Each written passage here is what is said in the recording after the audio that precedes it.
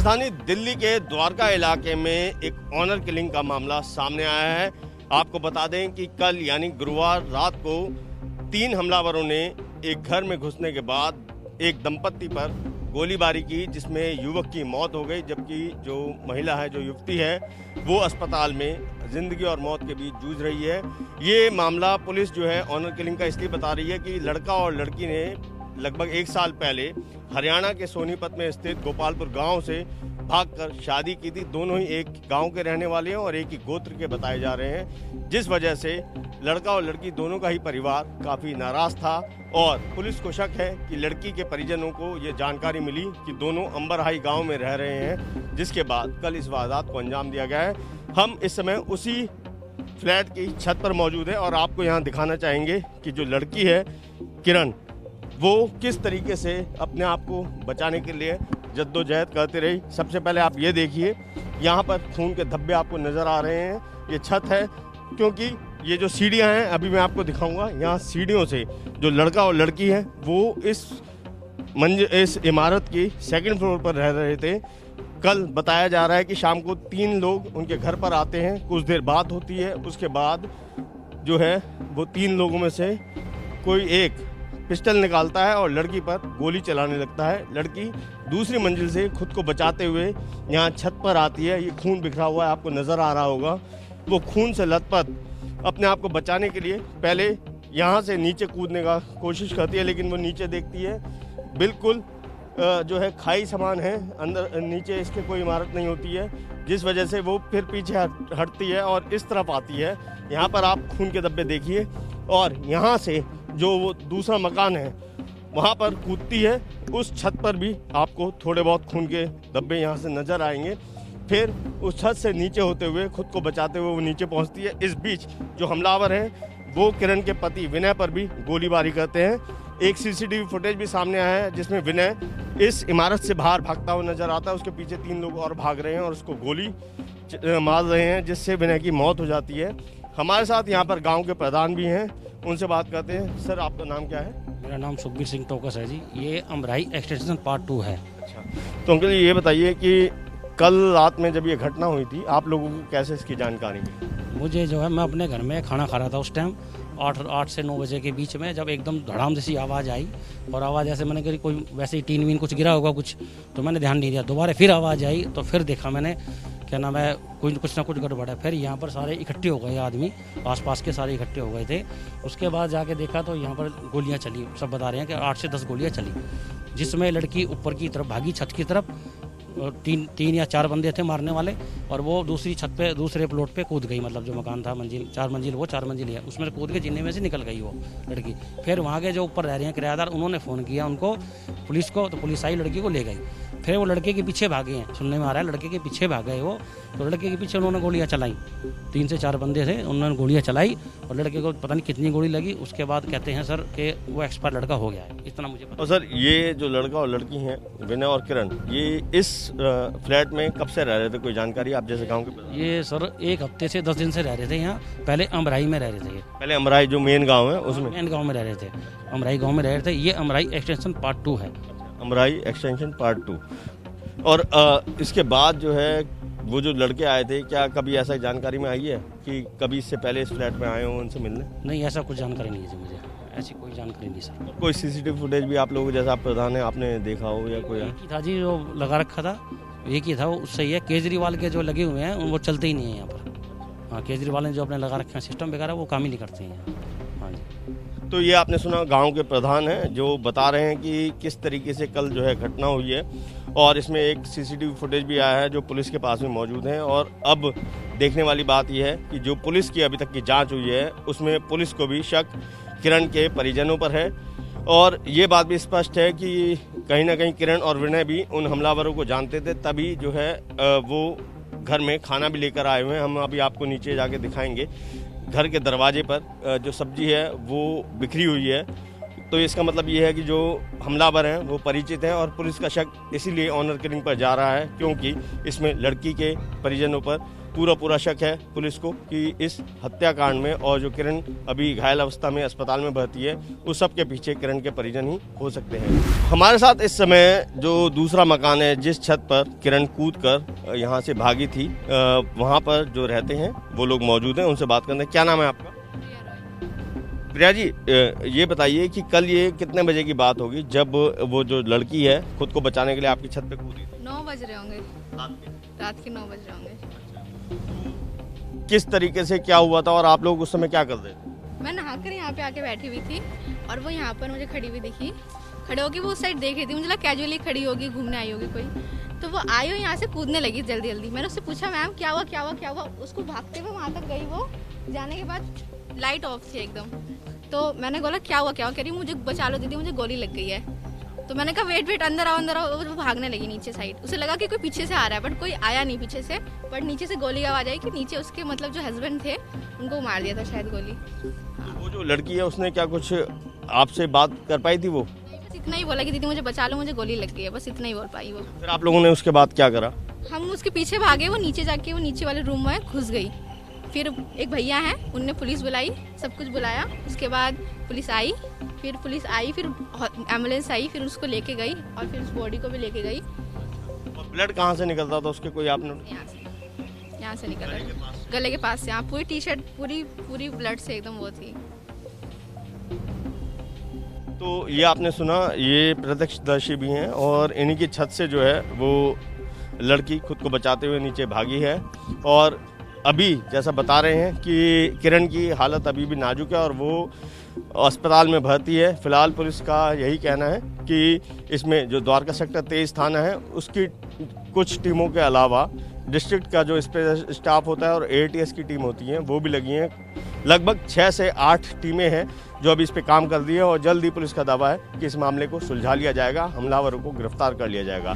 हम इस समय अंबाराय एक्सटेंशन के उसी मकान में, उसी फ्लैट के बाहर मौजूद है जहां पर विनय और किरण पिछले 8 से 10 दिनों से रह रहे थे। ये फ्लैट नंबर 4 है और जो पुलिस दावा कर रही है कि जो हमलावर थे वो किरण और विनय को जानते थे। उसका एक जो क्लू है वो ये भी है कि आप दरवाजे पर ये एक पॉलीथीन देख सकते हैं जिसमें सब्जी है जो बिखरी हुई है। यहाँ पर विनय को टारगेट पर लेते हुए विनय के पीछे दौड़ जाते हैं, जो सीसीटीवी फुटेज में भी नज़र आ रहा है। यहाँ पर आप देखिए कि खून के निशान भी हैं जो किरण के हैं और यहाँ से लेकर ऊपर छत तक जैसा आपको दिखाई देगा यहाँ पर ब्लड स्टेन्स है, खून के धब्बे हैं जिसको पुलिस ने मार्क भी किया है। और ये कहीं ना कहीं उस संघर्ष की कहानी बयां कर रहे हैं। इस बीच जो हमलावर हैं वो नीचे की तरफ भागते हैं विनय के पीछे और गली में विनय पर और गोलियां चलाते हैं जिससे विनय की मौत हो जाती है। पुलिस कह रही है कि लगभग 6 से 8 टीमें अभी लगाई गई हैं जो अलग अलग जगहों पे गई हैं। सोनीपत भी गई हैं, उस गाँव में जहाँ से किरण और विनय बिलोंग करते थे, जहाँ के वो रहने वाले हैं। और पुलिस का कहना है कि अब तक की जाँच में ये हॉरर किलिंग का मामला लग रहा है क्योंकि दोनों ने पिछले साल भागकर शादी की थी। दोनों एक ही गांव के रहने वाले हैं और एक ही गोत्र के हैं। फिलहाल विनय जो है एयरपोर्ट पे टैक्सी चलाने का काम कर रहा था और दोनों पिछले 1 साल से यहाँ छुप के रह रहे थे। हमारे साथ इस समय इस पूरे जो इमारत है उनके जो ओनर हैं वो मौजूद हैं, उनसे बात करते हैं। मैम ये बताइए कि कल आपके यहाँ पे एक घटना हुई है जिसमें एक लड़का लड़की को गोली मार दी गई है। वो लोग आपके यहाँ पे कब से रहने के लिए आए थे? भैया वो 5 दिन से आए, 5 दिन से रह रहे थे। 20 तारीख को आए थे और कल ऐसा काम हो गया। तो उनके बारे में कुछ जानकारी है, वो क्या काम करते थे? या वो एयरपोर्ट में कैब चलाते थे, लगा रखी थी, बस इतना ही बताया था हमें उन्होंने। और जो हमलावर हैं 3 या जो भी हैं, क्या आप देख पाए थे कितने बजे वो आए और कैसे भागे हैं? क्या नहीं भैया कुछ भी नहीं पता लगा। तब हमें गोली की आवाज़ आई तब पता लगा कि कोई ऊपर कुछ शोर शराबा है, झगड़ा हुआ है, उसी से ही पता लगा। वो एकदम से गोली की आवाज़ सुन के वो सब नीचे भाग गया, बस इतना ही यहाँ पता लगा हमें। नहीं तो बिल्कुल ऊपर शोर नहीं था कि कोई झगड़ा भी हो रहा है। और ये कोई प्रॉपर्टी डीलर के माध्यम से रखवाया गया था क्या?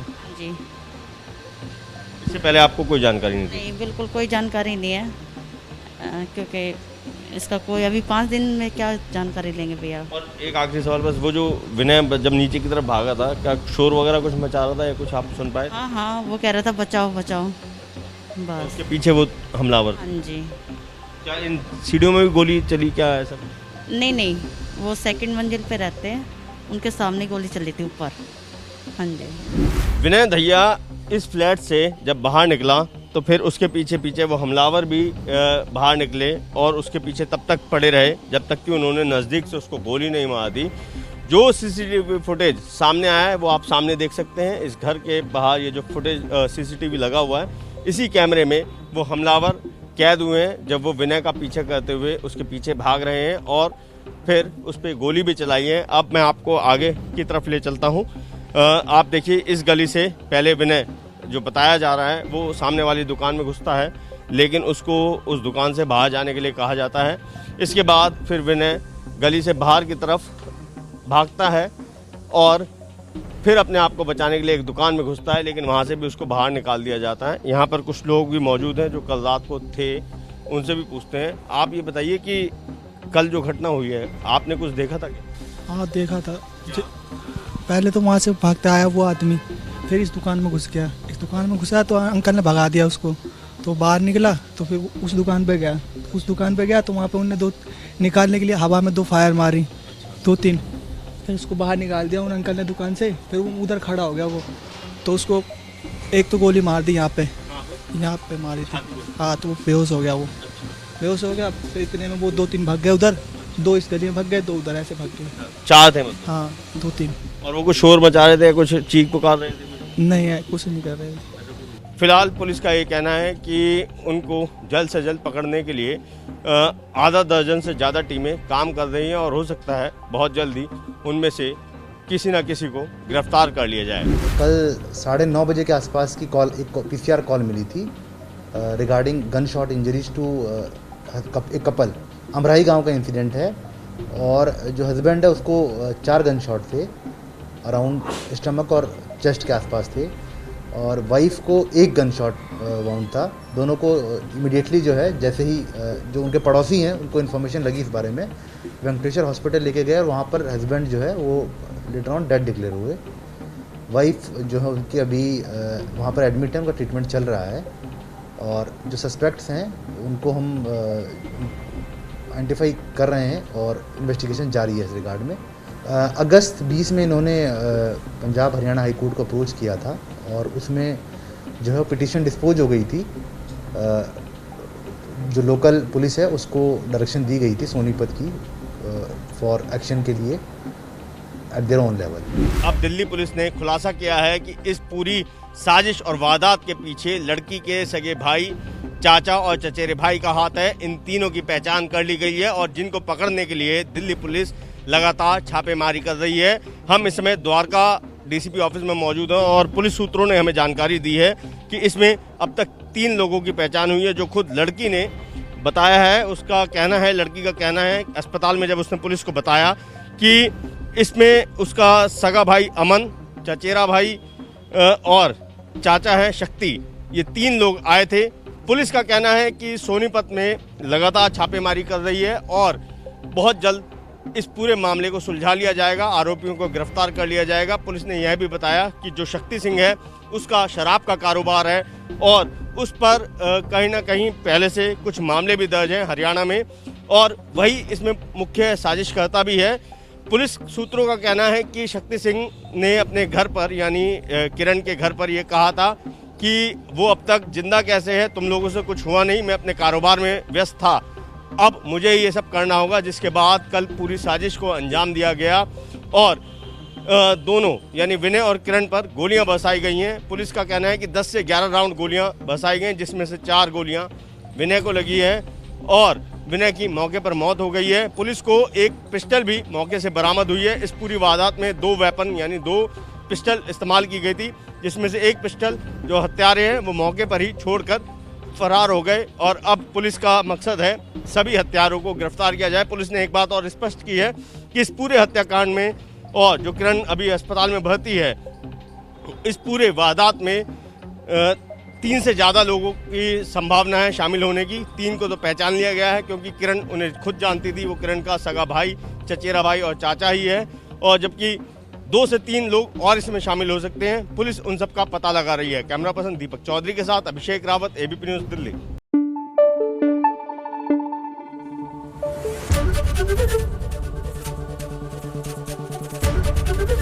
एबीपी न्यूज आपको रखे आगे।